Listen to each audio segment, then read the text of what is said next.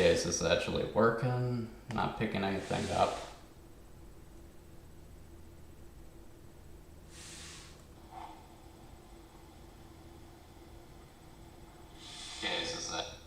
Okay, so it's working now. Sorry about that, folks.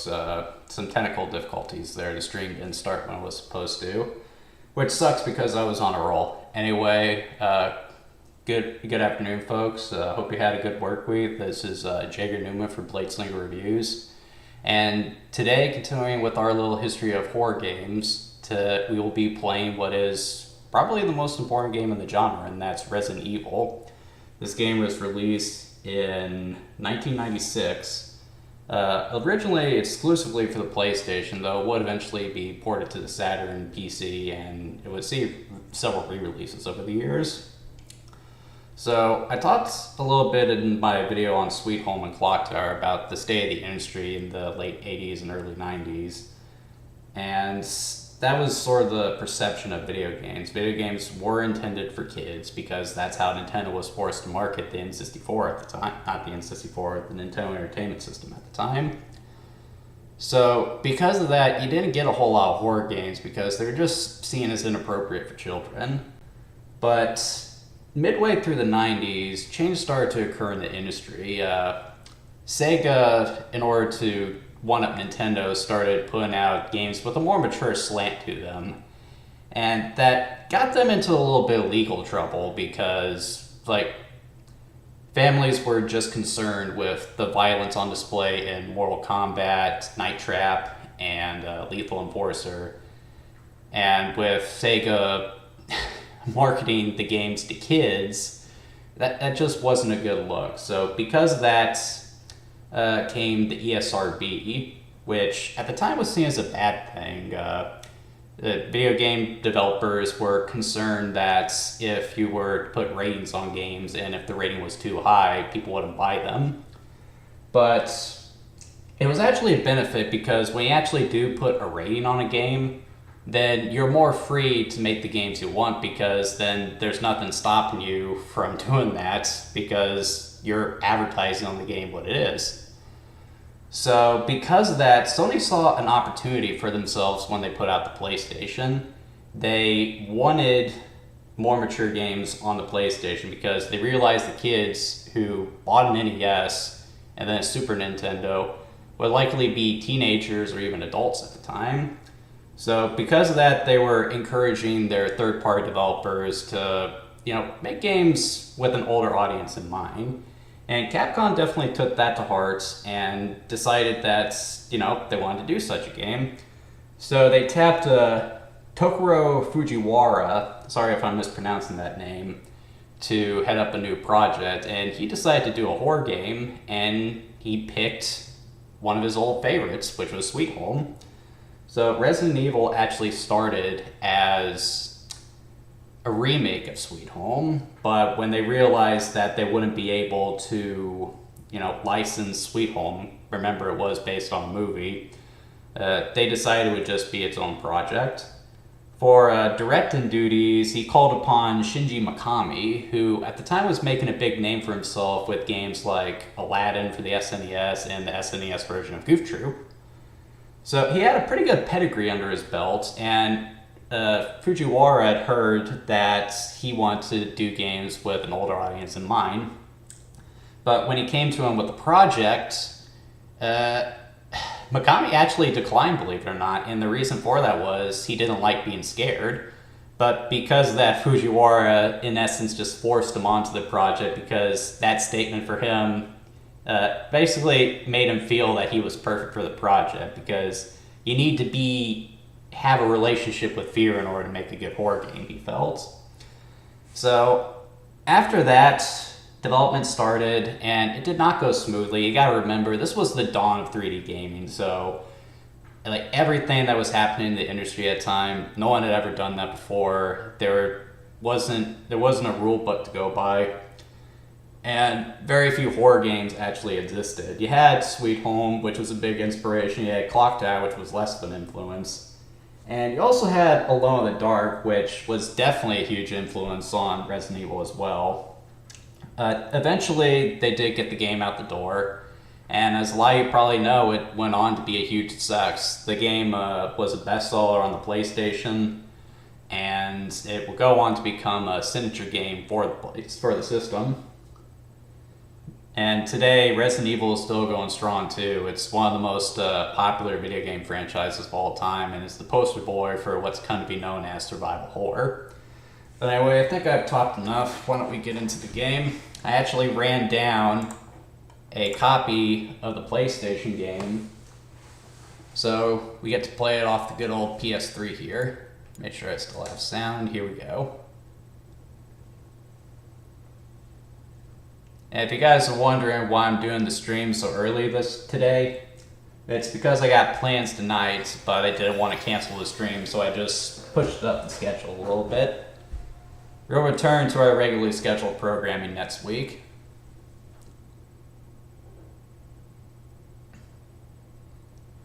Like, the ESRB was still a new thing, but they still felt the need to put that in there as just a last minute warning to pay.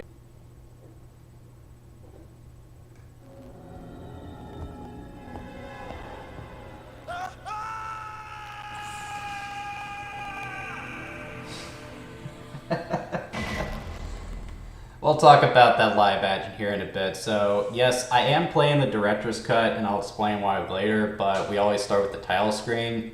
And it's fantastic, it's simple but effective. In Japan, Resident Evil is actually known as Biohazard, but they found that they wouldn't be able to trademark that in North America, so they came up with Resident Evil. Supposedly, the name comes from a line in Sweet Home, which refers to the Mamiya Mansion as the House of Residing Evil. Be smart, fighting foes isn't the only way to survive. This is horror, if you say so. But that is a good point, and we'll talk about that later too. The only issue I have with this title screen is the DualShock right there. That's just haphazardly slapped on there. Again, reminder, back in the day, these things didn't exist on here. This was a brand new thing back in the day. And I hope I held that in view. Do a quick sound check before I get started. These things didn't. Alright. Do a new game. We'll go original. And I love that. They do that in every single game and always sets the mood perfectly. So in the game, you get to play as either Chris Redfield or Jill Valentine. Now, in regards to story, they experience basically the same string of events, with the only major difference being a specific character you interact with. Chris, he'll work alongside Rebecca Chambers, whereas Jill will work around Barry Burden. But the big difference here between the two characters is what they can do. Jill, her weapons do more damage, she has more inventory space, and she has a lockpick which he can use to unlock certain doors. Chris, he can take more punishments, but he has fewer inventory spaces, and his weapons aren't as powerful. So based on that, you can probably guess that Jill is the better character to play as, and she's often seen as the easy mode of the game, which is something I find a lot of people take issue with. They find it sexist, and I think Capcom took that to heart because they sort of reversed it in Resident Evil 2. But I'm going to go ahead and play as Jill.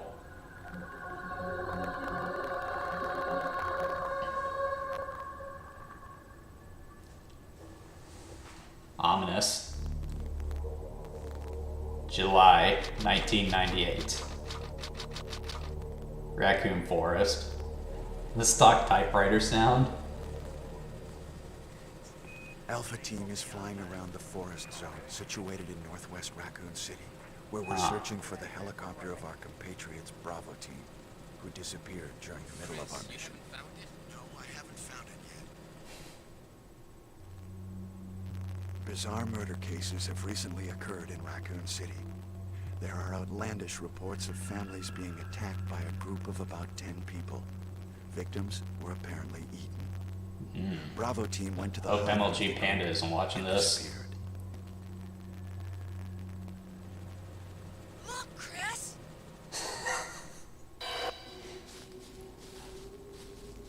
Oh, great, more live action. And it's in black and white. Evidently, when Japan sent this to the American distributors, they thought it was too violent, so they cut it down and made it black and white so that it would be a little less gory. However, we soon discovered why. The director's cut was supposed to have the uncensored version of the game, but when they sent it out to print, someone screwed up and sent the unedited version. Only the PC version has the unedited cutscene here.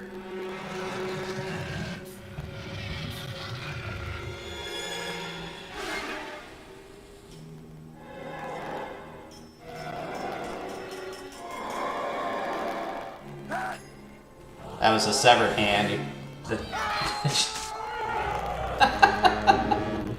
Why am I laughing at this? I thought this was a horror game.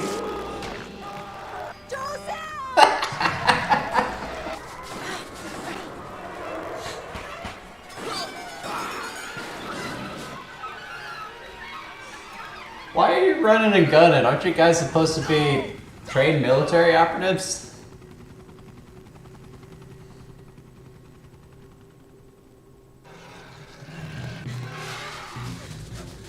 I feel like there was some weird editing right there. They just stopped as the chopper flew away. Did the dog stop too? What house? Oh, that one. That's more like a mansion.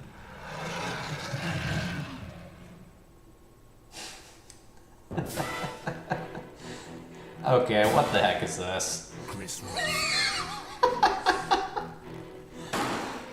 I thought I was playing Resident Evil. Did I pop in G.I. Joe by accident? What are those things on your shoulders? I do like everyone's hair, though. Mighty fine.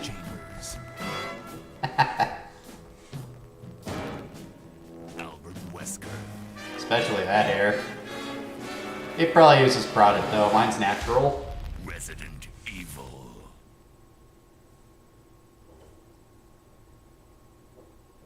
They have escaped into the mansion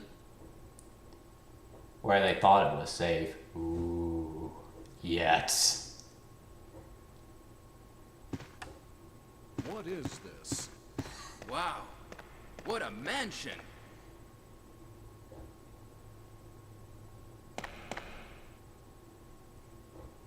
Captain Wesker, where's Chris? Stop it! Don't open that door! But Chris is... What is it? Maybe it's Chris.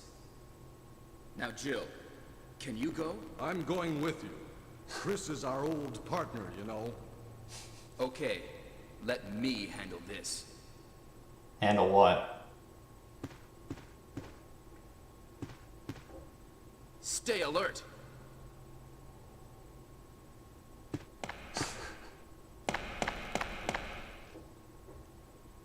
The famous door transitions. Another reference to Sweet Home, but it's actually a smart way to hide loading screens. A dining room. Did anyone else think that Barry sounds like Adam West in this game? Okay, so several things to unpack here. I'm sure you guys want to know what the hell was up with that live action cutscene. And that was just sort of the style of the time. Resident Evil came out at the tail end of video games, awkward love affair with full motion videos, which, as I said, a lot of times people were really obsessed with the CD technology. So a lot of people did use live action cutscenes in games at the time. Another good example would be Star Wars Dark Forces 2 Jedi Knight. But they don't use that for every cutscene in Resident Evil, just the beginning and end. Every other cutscene in the game is CGI rendered, but the reason they opted to use live action instead of CGI was because it was just cheaper at the time. But in order to save costs, they just hired whatever American actors were in Japan at the time, and obviously they went for, the best of the cheapest, so no good actors among them. And that sort of extends to the voice acting too, which is famously horrendous. This game actually coined a term I use called a Jill sandwich, which I use to refer to any line of dialogue that is both poorly written and poorly delivered, and we'll probably get to that during the stream here today. Anyway, let's get into the gameplay here and start with the controls. And right away we get into one of the things I really dislike about the Resident Evil series, and that is its tank controls. So how this works is, like, instead of, you know, pushing on the joystick and your character going in whatever direction you click, here your controls are a bit more precise, I guess you should say. So pushing forward and back, that controls your forward and back movements. And hitting left or right causes you to turn on an axis. It is why we call these tank controls, because that's how you steer a tank. You don't move it with the steering wheel, you just steer it by adjusting the power to the treads. So you can walk, and if hit two of the buttons at the same time, you can make the character turn. And people who don't read my blog know I'm not fond of this control scheme. It just feels really clunky for anything other than tank. And, like, I understand why the controls were used. Like, a lot of people will tell you that it was because, you know, it was to heighten the horror, you know, simulate tripping over your own feet or something like that. But that is not why they use controls. That is completely false. The reason they used them was because for how they chose to do the graphics. So if you haven't noticed here, how they did the graphics here is you have a pre-rendered background that is completely 2D, and then you have a 3D character model superimposed over it. This was a trick they got from Alone in the Dark. When they were making the game, the original plan was to do a first-person shooter, which, like, they realized was just not going to work because they didn't have a lot of experience with 3D games at the time, so it just wasn't coming together the way they had in mind. So then they played Alone in the Dark, saw what they were doing, and decided to do that, because not only would that allow them to do more detailed backgrounds and character models, but more importantly, it would take the need to adjust the camera off the table completely. But with the fixed camera angle, obviously you can't move the camera angle. So how it works is when you go to a different screen, it just changes the angle. Now, let's say you had controls like Super Mario Bros. Full analog control, where, like, you just move that around and your character goes in that direction. Let's say you have, like, the camera's coming towards you, and then it jumps to where it's now at Jill's back. If you had controls like that, your character would spaz out because suddenly your input is rapidly changing. If you want to see this in practice, just play a couple of PlayStation 2 era horror games. That was an issue with a lot of them. So by using this tighter control scheme, where forward and back is always on the same button, the input doesn't get confused. That is the reason why they use tank controls. It has nothing to do with heightening the horror. And I also say that because if you've ever played Resident Evil 7 or the Resident Evil 2 remake, you know that those games achieve everything these PS1 era horror games achieve with the fixed camera angles and tank controls with a third-person camera, smooth controls, all that stuff. It's not for the horror, it's just for how they chose to design the game. And I wouldn't hate this stuff so much if it wasn't for the fact that for the longest time, this was the standard for survival horror games. They had to be like this for some reason. It wasn't until Resident Evil 4 came out that they started to break away from it, but even that was a growing pain, because when that happened, horror games stopped being horror games. It just turned into third-person shooters for a long time. Thankfully, Resident Evil 7 came out and combined the two. They finally got it right with that. And then the Resident Evil 2 remake perfected it. And I hope they don't go back to the action stuff, because now I'm hearing talk of the Resident Evil 5 getting a remake. And I didn't even like the Resident Evil 4 remake, so... Yeah, I really don't like the controls in these early games. I hate the fixed camera angles. It's just dated, clunky graphics. It does not need to be like this in order to be a horror game. You can tell there's a lot of design to talk about this game if I haven't even left the first room of the game. It's just like System Shock. Blood. Jill, see if you can find any other clues. I'll be examining this. Okay, why do you need to examine a puddle of blood?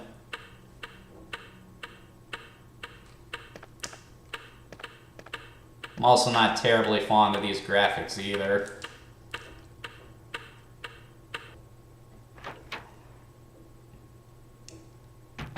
Aside from the fact that the mansion just looks really clean, which is weird for the atmosphere, like, I could always sense a disconnect between the character models and the pre-rendered backgrounds because, like, you see light sources in the game, but that doesn't affect your character model in any real way. It's the equivalent of, you know, drawing a background, then drawing something in that environment, and then not putting a drop shadow in there, which at least this game has. It's a very basic one, but you can sort of tell that there were some aspects of it that they hadn't figured out yet. By the time they got to the GameCube with the Resident Evil remake, they finally did get the graphics right. But anyway, what's in here?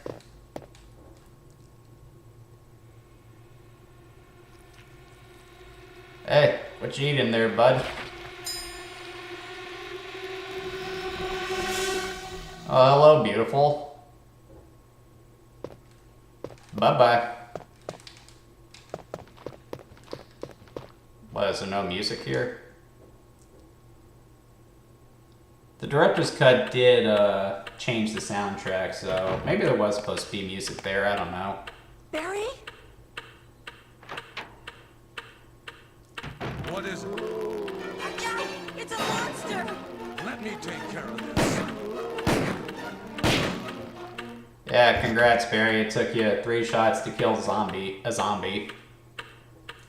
What is it? Kenneth was killed too. Maybe by this creature. Who the hell is Kenneth? Anyway, let's report this to Wesker. Thought we were looking for Chris.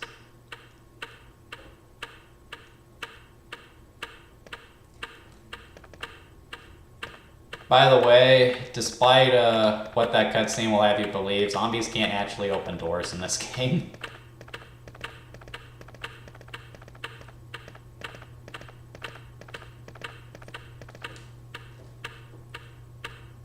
That clock is really annoying. Do another quick sound check. Wesker! Help me look for him, Jill. And don't leave this hall for the time being.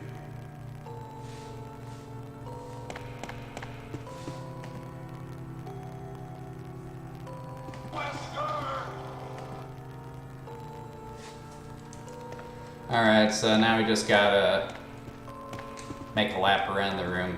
By the way, you can make your character run by holding a certain button. So here's a good example of what I was talking about earlier. So I'm facing the camera now, but now it switches to the back. Now, if I had the full analog control, as soon as the camera jumped, she would go backwards, and then I'd keep holding it, then she would just keep going back and forth. It would just cause it to spaz out. That's why they use the tank controls.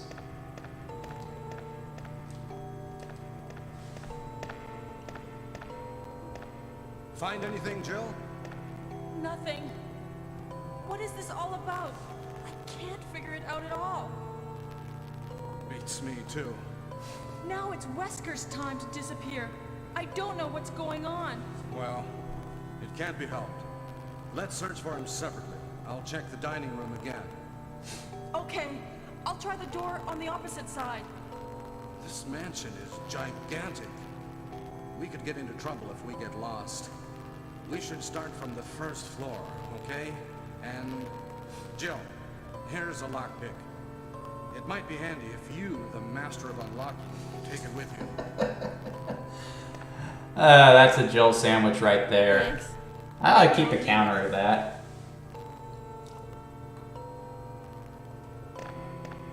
Listen, if something happens, let's meet up in this hall. Already, This a lot has time, be happened.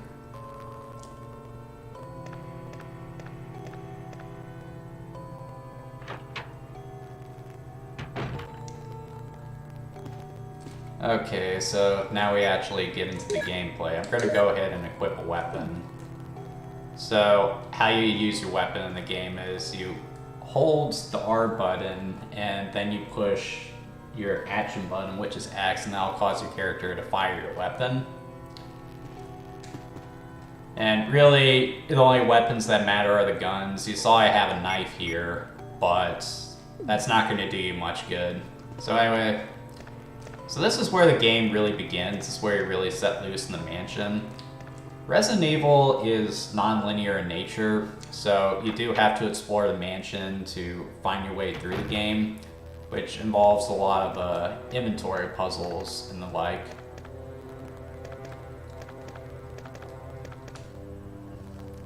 A woman drawing water. Okay. And you can do it at your own pace, which is nice, so... Game is structured pretty well.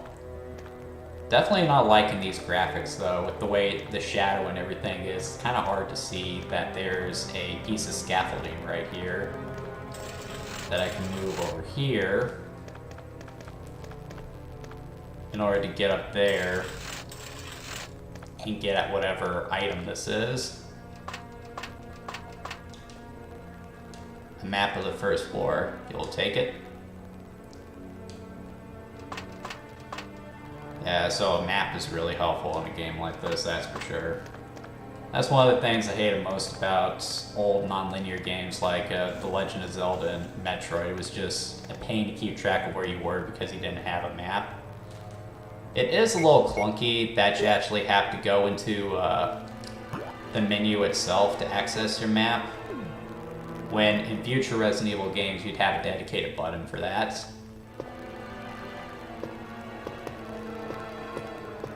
What is over here?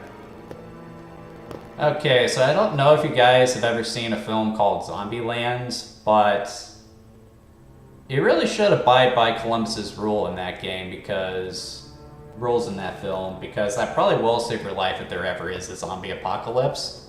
So I got a dead body right here, and rule number 2 in Zombieland is the double tap. So I'm going to take aim. Let's see if I can shoot this guy. Try this again. See? He's alive. I knew it. Hey! That was kind of cool. But it did take some damage there, and I don't want to use my first aid spray right away. And I wasted 2 bullets on that, which sucks. Resource management is a huge part of Resident Evil, so you only have so much ammo, you only have so much space for your weapons and ammo. You only have so many healing items, so you gotta use those sparingly. And inventory items also clog up your inventory, so as you're playing the game, you really gotta think of what you want to take with you and what you want to leave behind.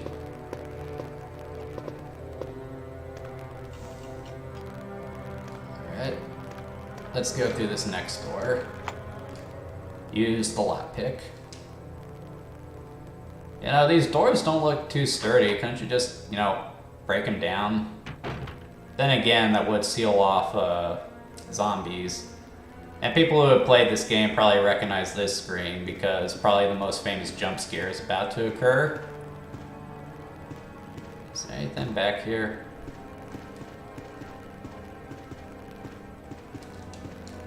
Creepy stuff.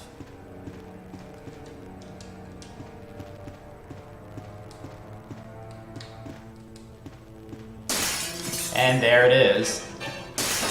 Hey! Leave me alone. Stupid dog! You made me look bad. Not as bad as that character model, though, that's for sure.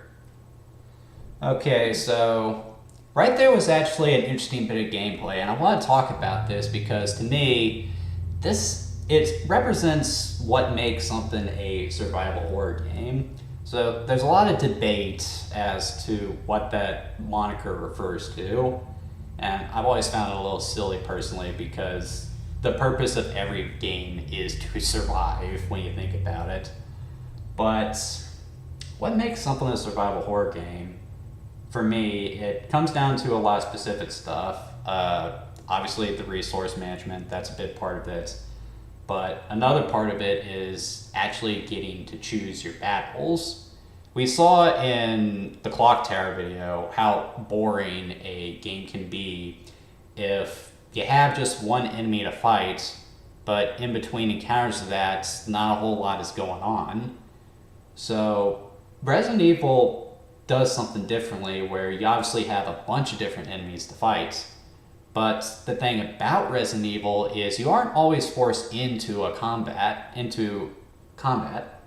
And what just happened there was a good example of that. So the dogs burst into the room, and in that situation you have two options. You can try to take aim at them with your gun and take them out, or you can run like I chose to do. And you can choose to fight them, and you probably could take them out, but you run the risk of taking damage like I did there, and you'd also waste ammo, which could put you in a bad spot because you never know what's around that corner. To me, that's what defines survival horror. You actually need to have that combat in there, because when you do that, you're constantly running the numbers in your head. Do I want to fight this enemy now? Should I run away? What the heck could be around that corner? That's what creates the anxiety in the player as you're making your way through the game. It's the kind of thing you don't get from something like Clock Tower or Amnesia, where all you can do when you encounter an enemy is run. Because just because you're running from it doesn't mean you're scared of it. Like, in that situation right there, part of the reason the jump scare was so effective was because one minute I'm just casually walking through a room, then the next minute there's something in there wanting to kill me, and I have to react to it on the spot. I don't have time to think about it. That's the kind of stuff you want to have in a horror game, and that's part of why Resident Evil became so influential, because that's something so many games in the genre tried to emulate. Some of them got it right, some of them didn't, but to me, very few games do it better than a really good Resident Evil game. Alright, so again, the pre-rendered backgrounds here sort of get in the way. You guys probably can't see this, but there is a herb right there that you probably can't see because the graphics are so muddy here. I'm glad I found this, because this is another healing item that you can use. It's not as effective as the first aid spray, but that'll at least keep me alive a bit longer.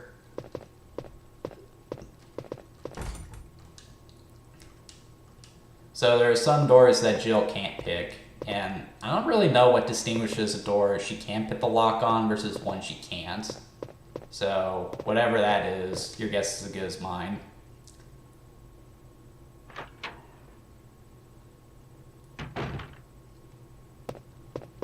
What is this? This isn't a safe room. I'm not hearing any calming music or anything like that. Is that even in the first Resident Evil game? Or did that come from Resident Evil 2?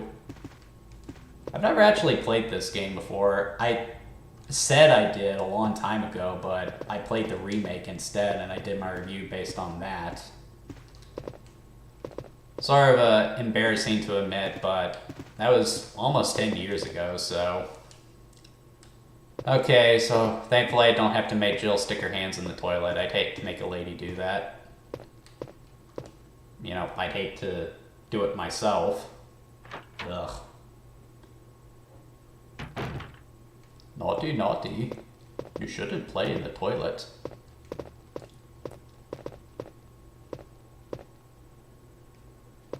You never know what's behind the corners either. That's another benefit to the fixed camera angles. Like, it's hard to see what's up ahead. And a lot of people, again, say, well, then you need to have fixed camera angles for it to be a survival horror game. If you have a third-person camera, you can't use it to see through walls, dude. You get the same effect. You don't need the fixed camera angles.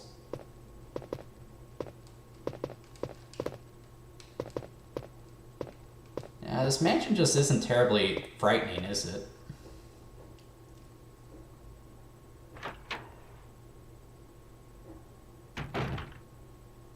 Huh, this looks concerning. What purpose would this have?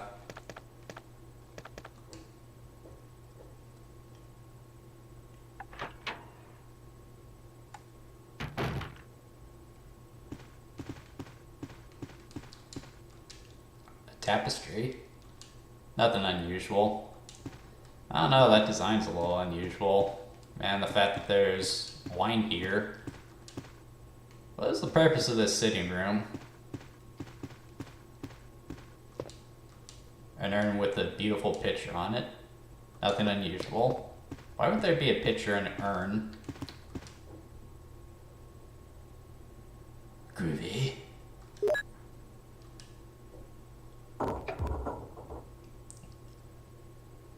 Ah, that's a little concerning. I've seen enough Indiana Jones movies to know that's never a good thing.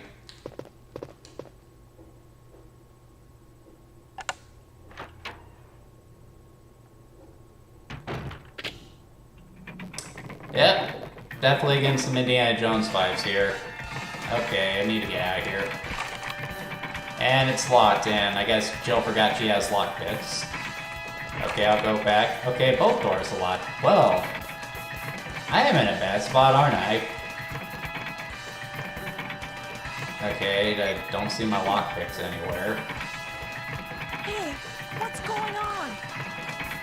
What do you think, Jill? Jill? Is that you, Jill? What happened? Yeah, get me out of here. Harry, help me, please. The door won't open. Quick! Stay away from the door, Jill. I'm gonna kick this door down. Hurry! This way! Yeah, don't just stand there.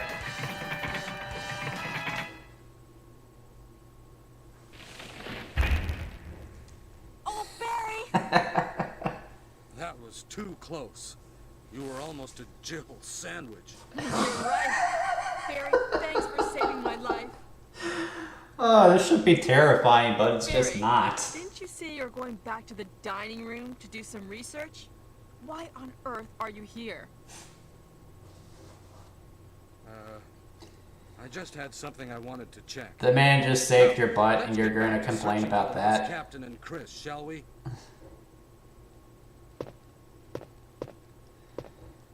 Thank you, Barry. Yeah. Okay, so some of you might be wondering, why is the voice acting so bad? Did they really think that this was acceptable? At the time, yes. You gotta remember, when voice acting became possible in video games, a lot of people didn't really understand that you kind of needed talent in order to make it work. Like, in the early days of the industry, everyone did a little bit of everything. So game designers were primarily programmers. So when it came time to write stories or do voice acting and stuff like that, you know, they often did it themselves instead of hiring someone else to do it. This was before you had dedicated writers and voice actors. Now, like, if you look at a lot of games that had voice acting at the time, like, it was all horrible. It wasn't until, I want to say, Metal Gear Solid that production values finally got to where you could actually take it seriously. And the primary reason the voice acting in Metal Gear Solid was so good was because they hired professionals. Oh, yeah, if you're going to have voice acting in your game, hire some voice actors. There are plenty of people looking for work. Anyway, let's go ahead and get on to the next one. I did come this way, right? Yes, I did. I need to go this way, I mean. Ah! 2, 3, 4.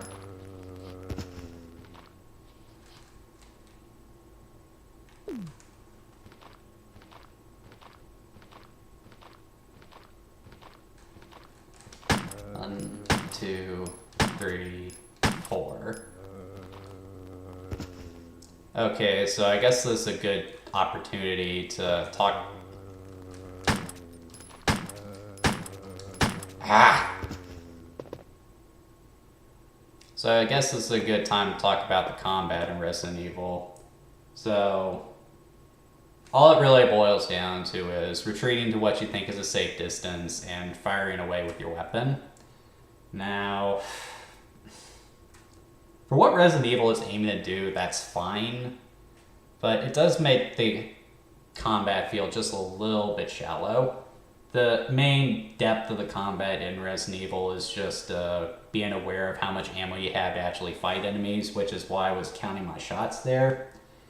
And even if you do count your shots, there's still some frustrations with it, as in after you kill an enemy, they still stand up for a second before they hit the floor, and once they've started that death animation, any bullets you fire at them just whiff.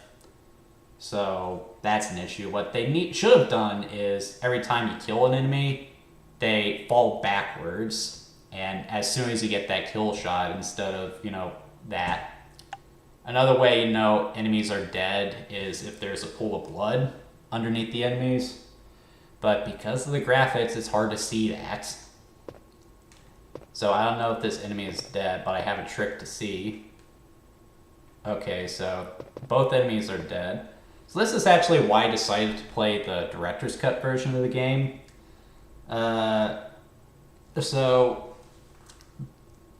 When you encounter an enemy, if you push R1, that puts you into fire mode. And when you do that near an enemy, let's say I'm facing this way, your character will automatically point towards the enemy. That's the auto aim feature at work.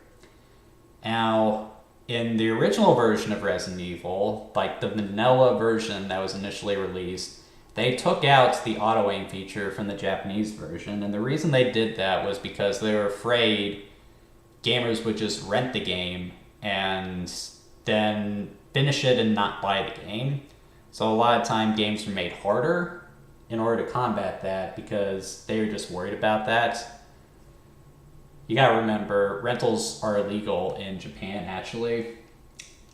And I've always found that really stupid because if a game is really good, you're probably gonna buy it anyway. Especially in a case of Resident Evil where there's just so much side content, you probably wouldn't get to it in a weekend. But anyway, let's take a look at our resources. I only have one shot left, so kind of in a bad spot right now, praying I don't come across anything else concerning.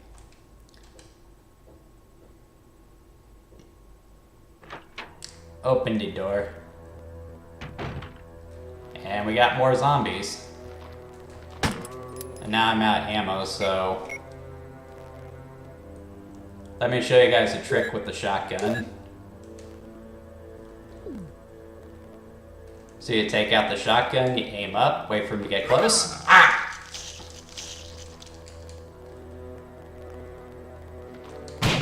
And blow the heads off. So shotgun is a good one hit, one kill weapon, which is why you want to hang on to as much of that ammo as you can. And again, the camera angles kind of get in the way because you didn't know how close that enemy was. And that also plays into why you kind of need the auto aim system. Because look at this. Do you really know where I'm aiming right here? The zombie could be walking towards me, but if I'm just a little bit to this side, I'm not going to hit anything. So having the auto aim that automatically directs you towards the enemy, that was something of a requirement. Not sure why they chose not to have that. Well, I do, I just explained it. It was just a bad idea. I'm really glad that they put that back to the director's cut version of the game, and since then, none of these Fits Camera Resident Evil games have tried to go without the auto aim system. That was an important gameplay feature that they chose to remove for an arbitrary reason. Okay, so what do we got over here? Will you take the chemical? Huh, wonder what that's for. Actually, I think I know what it is for. Alright, so here's another important gameplay aspect. The storage containers. Alright, so as you've seen so far, you have a very limited inventory here, so you can't carry everything with you. And you can't just drop stuff on the floor and leave it behind either, because one, that would be a big pace breaker, because if you needed to backtrack to get something, you would have to remember where it was for one, and then trek all the way back there. So having these storage containers was probably the best way to do this. So got some ammo in here, which is nice. And I can take stuff out of my inventory that I don't need for the moment. And what's good about these storage containers is that there are plenty of safe rooms throughout the game. And every time you come across one of them, all the stuff you put in the last one is going to be in that one. So people make the joke they're subspace storage containers, which I'm really glad they did, because that cuts down on backtracking. What I generally think the inventory system in Resident Evil is actually really well done, but I do have one critique with it, and that's that your weapons, your ammo, and your healing items, they all share space with the items you need for inventory puzzles, and to me that really hurts the pace of the game. So let me paint you a picture. Let's say you're further along in the game, you have a full inventory, and you find a piece that you feel is going to be important for an inventory puzzle, but you want to have that empty space for maybe another inventory puzzle item, or maybe a healing item, or some ammo or something. So you trek all the way back to the nearest safe room, which could be a good distance away, and you put that item in storage. Then you go back to where you were, but then you just round the corner where you found that item, and it's exactly the puzzle that you needed that item for. So you have to trek all the way back to that safe room again, get that item, and then go all the way back. And that just leads to a lot of needless back and forth, which is something that you expect in games like this, but it could have been easily done away with if you just didn't have to share your inventory items with the stuff you need for survival. Having it for ammo, health items, and weapons, like, you have enough choices you have to make for survival there as is. Like, you shouldn't have to clog it up with inventory puzzles either. It just seems like a needless gameplay mechanic to me.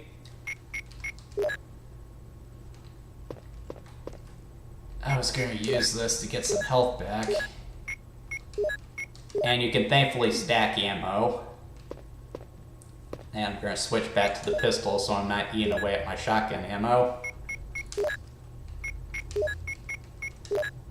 So when you run out of ammo, your character will automatically reload the gun, and I don't think there's a way to make them do it in-game, but it is better to just go into the inventory screen and reload your weapon anyway. I got the typewriter here. I had an ink ribbon. Okay, so the ink ribbon. So the typewriters are how you save your progress. So this is a fixed system. So you can't save anytime you want. You have to save at certain points. And on top of that, you only have so many saves. They're limited to ink ribbons, which are what you need to save a game. That's another layer of survival in the game, because if you save at the wrong moment, there's a good chance you could soft lock your game, and that's something else that makes you anxious as you're playing the game. Though, it might be going a little too far, I would say. It would be nice if you had unlimited saves, because if you do a system like that, there's a good chance that, again, you'll soft lock your game, which isn't any fun, and also the fact that you have to make it to a save point in order to save your progress. I think that's enough of a deterrence. So anyway, I've talked enough. Let's keep going.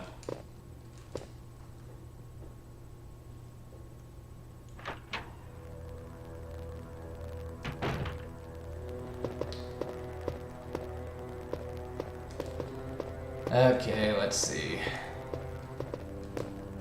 It's also weird how you have to have your character step up the stairs.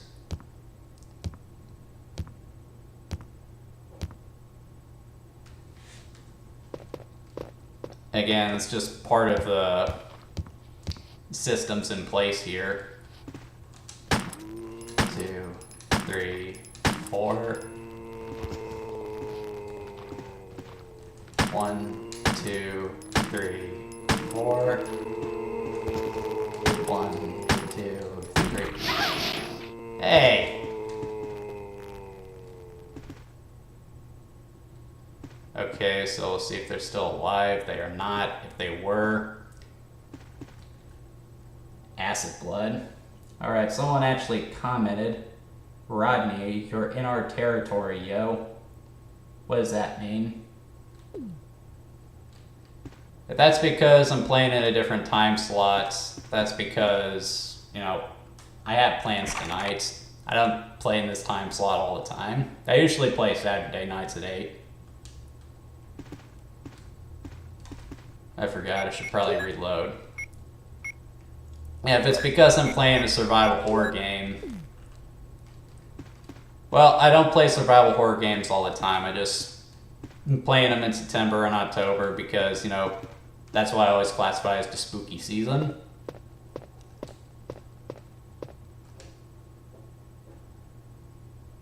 What is behind the blue door?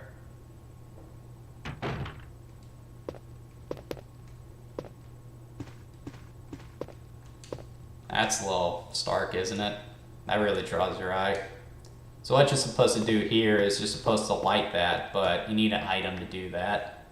And that will reveal like a hint or something. I'm not sure what's on it. I can't remember. I don't play the original Resident Evil too often. Again, this is kind of the first time I've ever played this game. And most of the time, if I want to revisit the first Resident Evil, which isn't very often, mind you, I usually play the remake of the game. Okay, so I can't go any further there, so now we gotta go back the way I came.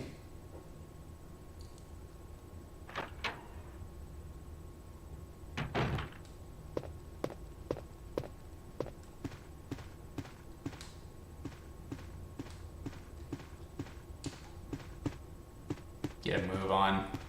I wonder what happened to those zombies. Oh well. There's another door here. Doorknob is broken, because of course it is.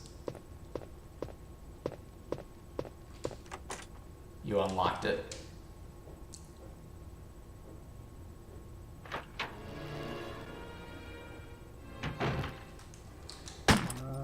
Two, 3, 4.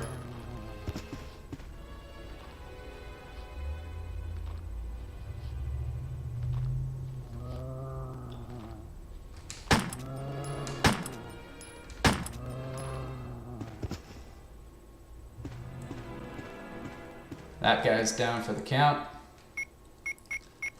Yeah, not very exciting combat, but every time you see people showing off gameplay of Resident Evil, that's what you see them showing off, your character just shooting at the zombie. And I feel like that's a very unrepresentative of what Resident Evil is, because combat is something you're trying to avoid if you can.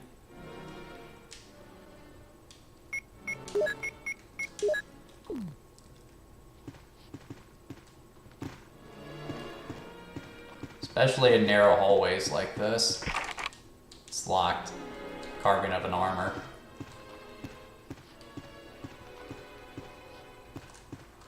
One, 2, 3, 4. And I think you can get a critical shot, which will cause their head to explode like they do with the shotgun, but it's completely random, I think. I'm not even sure if that's in this game. Okay, so they're dead. I think there's a door here. I can barely see that. But it's locked. Cart beating up an armor. Here's another door. Coming up on the end of the show, though.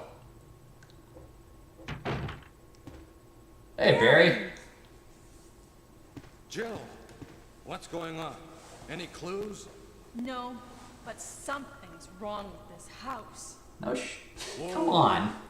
This hall is dangerous. Maybe it's better to secure our escape route first. There must be a back door somewhere. Let's try to find it first, shall we? Okay, let's separate again. Just a moment. I found something. What is it? It's a weapon. It's really powerful, especially against living things. Better take it with you. But how? What else would you use a weapon against exactly? This. Thank you. I'll take this then. What is it? Okay, that's not a weapon, that's ammo, you idiots.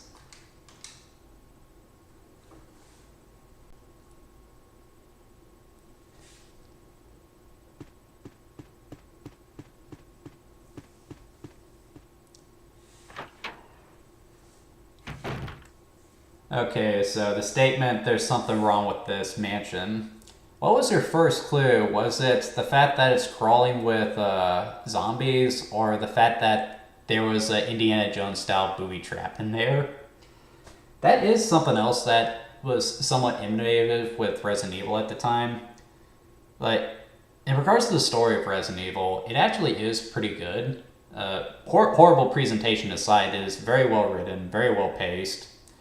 But like the mechanics of it is that it's not really about the personal growth of the characters, it's more about the setting that they found themselves in. You know, the story of the mansion. Why are there zombies here? Why are there booby traps? And later on in the game, you meet all kinds of other weird stuff. Like, something very messed up happened here. And part of the fun of the game is slowly piecing that together, and they do that not just through character interactions and the fact you're constantly coming across all this crazy stuff, but you also find evidence, written dialogue, messages, like giving you an indication of something that happened. It's similar in a sense to System Shock and how it told its story too, and I think that works really well for a horror game because like going into something blind, finding something scary, and not knowing why it's there, like that does unnerve you a little bit more. So yeah, the story in Resident Evil is very effective. And we're coming up on the hour, so we're gonna call it quits here. So I'm gonna have to finish this game and do a review on it because I've just never done that before, aside from the half-assed one I did back in 2014. But so far, I actually am liking what I'm playing. Now, that's not to say I don't already have issues with it, and I've already voiced most of my problem with it. The presentation for the story is just awful. The live-action cutscenes, the horrible dialogue, the horrible voice acting. This is supposed to be a scary game, and I've spent most of my playtime laughing at it. That is not a good look for it. I also don't like the controls. I'm not a big fan of the graphics. And that's not just the pre-rendered backgrounds and fixed camera angles. It's just that they don't look terribly good, even by the standards of the PS1. The combat is really shallow, but as a survival horror game, it still works just fine. The resource management is simple but easy to come to terms with. It actually does encourage you to avoid fights if you can. Like, it seems to be doing that more than saying, hey, take your shot, kill everything in the mansion. And yeah, with the auto aim, it actually does work just fine. Does that mean you should play this game though? And I'm going to say no. And it's not because the game is not significant in the grand scheme of things, or that it's a bad game per se. Again, I was enjoying myself as I was playing it, but there's just no reason to play this version of the game. If you want to play the first Resident Evil, I highly recommend playing the remake that they made for the GameCube. Not only is it more widely available than this version of the game, it does everything this game does better. The graphics are better, the story is better told, the presentation is better told, there's more content. They add a different layer to the survival with the introduction of Crimson Heads, where the bodies stay on the floor, and if you leave them there, there's a chance they could get back up and turn into a fast-moving zombie. It's just such a better game, so if you want to experience the first Resident Evil game, I highly recommend getting that instead. You can get it on all major platforms right now, including PC, so yeah, don't bother with the original Resident Evil. It's really more of a curiosity for people who just want to see how the series got it, or for nerds like me who just enjoy talking about game design. Anyway, I hope you guys enjoyed this content. If you like hearing me talk about video games, please like and subscribe. I do these videos every week. Usually Saturday at 8, but sometimes I will mix it up like I have to today since I have plans. And if there's a game you would like me to cover in the future, please leave a comment. And if it's something I haven't played before or I think it'll be interesting for the blog, I'll give it a look. Alright, you guys have a good night, and I'll see you tomorrow. See you next week.